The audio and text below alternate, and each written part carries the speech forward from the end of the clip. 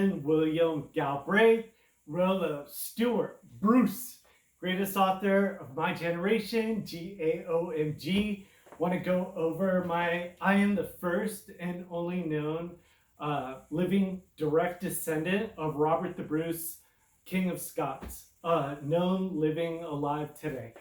And I can prove it in proving that I am directly descended from Robert the Bruce, King of Scots, is really easy, with my Y-DNA. It all proves it.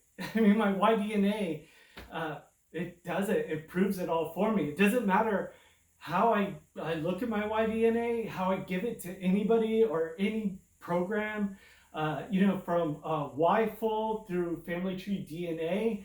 It's all confirms I'm directly descended from Robert the Bruce, King of Scots. And, when I first found out and I took my Y-DNA test and it came up positive right here and I was published, this came out, last year in 2024 in Voyage LA. And look how far I've come. Just after I found out, I came up positive that I descend paternally from Robert the Bruce, King of Scots. I share the big Bruce marker that the cousin line that's descended from a cousin from Robert the Bruce, King of Scots. It's this Sir Tom Bruce from the Clackmannan line. We all share this big royal footprint of the Bruce family, FGC78762. So I looked at where FGC78762 is on my paternal Y-DNA line of descent. Here is FGC78762. Here is the cousin line, the Clackmannan line. I descend from Robert the Bruce, King of Scots. I do not descend from the cousin Clackmannan line. You can clearly see that with my Y-DNA. This is my Y-DNA. It never changes. I can deliver my Y-DNA to any genealogist, to the University of Strathclyde, anytime, anywhere.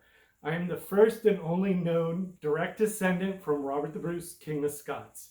And all of my Y-DNA proves it. And I know we haven't been able to exhume Robert the Bruce's exact Y-DNA. We have exactly his Y-DNA to that footprint, the FGC 78762, thanks to, living descendants from the Clackmannan Bruces, and there's some other descendants that the University of Strathclyde, Y-Fold, other genealogists have, designated and marked as clear, parts of FGC 78762. So let me just walk you through. That's FGC 78762, the big footprint for the Royal Bruce that you have to have. And Stuart's too. Stuart's of Butte share this as well. So there it is. And then the Clackmannan line, again, the cousin line that I am descended from the king, totally bypassed the cousin line. And my descent starts first. Right here, you can see BY103228. The University of Strathclyde, anybody can copy these, put it into AI, chat, GPT, anything that you want. You can copy these. These are all on Wattpad. I published it all, and you can see my progression. I published it all on 4/11/2025, and I gave all of my Stuart, everything that I could do. And I didn't dive deep into my FGC 78762 with my Bruce because I thought all the Stuart, because there's living descendants. I have a living Stuart of Butte alive, not a once removed cousin or twice removed. I have a real cousin, my cousin from Stuart of Butte. And we both share the exact same DNA from Robert II, the first Stuart King of Scotland. So anyway, you can just see my descent starts right after FGC 78762, and then it goes down, and then I have a very big Royal Stuart and Bruce shared DNA, a convergence DNA that goes down here, and that's where I would imagine Robert the Bruce and a Royal Lady Stuart had Robert Bruce of Liddesdale, the illegitimate son.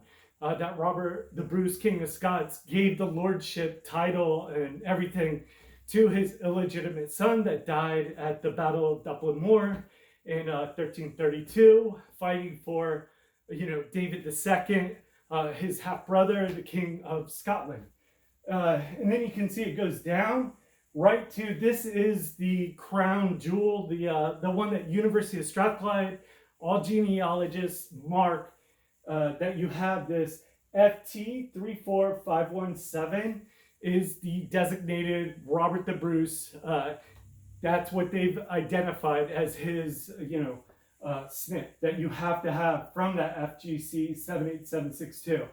And then it goes further down to my Treese Bruce, and that's where we believe, Robert Bruce of Liddesdale, Lord of Liddesdale, had another son with a lady of Treese. Treese, and you've seen my feed the whole time.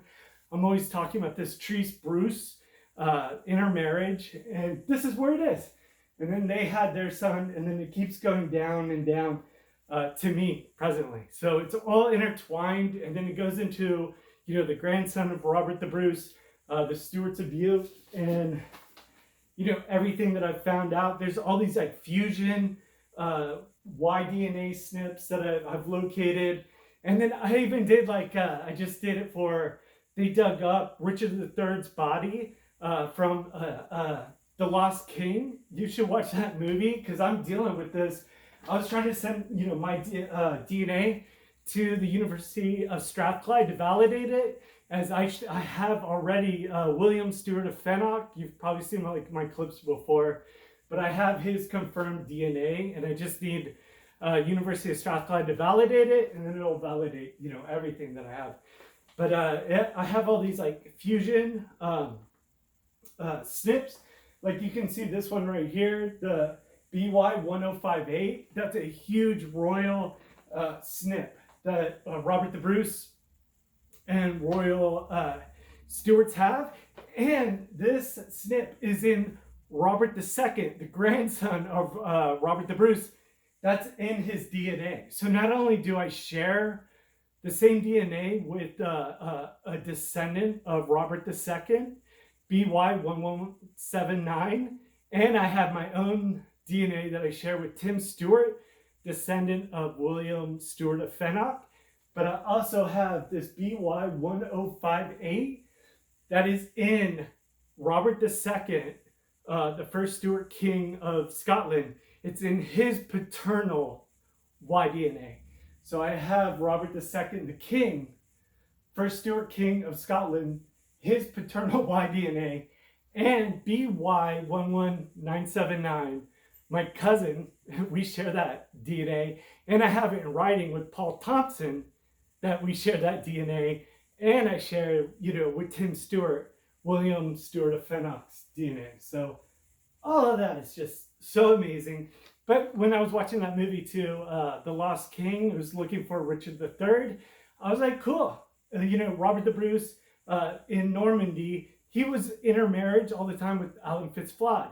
And all of these Norman powerful, families that they all took over with William the Conqueror, conquered all of England. So I looked at what's his DNA, that they extracted. And then I found out my DNA in Normandy and everything through intermarriage. I have the Plantagenet dynasty's main DNA to all of the kings. And the DNA I don't have is the usurper's DNA. So my DNA here, being a direct descendant of Robert the Bruce, I help all of the UK prove that Richard III, yes, is a usurper and did kill Edward V, that I am directly related to through the DNA that we share through my direct Robert the Bruce line from intermarriages, all in Normandy. My Robert the Bruce line is the most elite Alan Fitzflod, the most elite Plantagenets, the most elite, de Montgomery, de Percy, de Beaulieu, most elite. Richard III does not share my most elite DNA. He is a usurper. His DNA is a P287, and that is not the Plantagenets male king's DNA. I have it. It's DF90, and then I have it to BY103228 and then I have it go even further to an FT90613, and that's a convergence SNP that I carry, that my Plantagenet dynasty goes into my Bruce dynasty that I'm directly descended from, and my Stuart dynasty. 3 dynasties. With that SNP, they all converge in me. From Normandy, Alan Fitzflod, the Plantagenets, and, you know, my Bruce directly, you know, from Rollo. And it's so cool. It's like, no matter what I do, it's always, all my DNA is always like, yeah, this is to the Plantagenets, this is to the Stuarts, but your direct line is Robert the Bruce. It's awesome. And it's awesome, too, to prove Richard III was a usurper. He did kill, you know, Edward V, the prince in the tower, the 2 boys. He didn't kill them. That's awesome. And yeah, I am the first and only proven direct descendant from Robert the Bruce, King of Scots. And, you know, I printed it, published this and everything. I got like 5 views.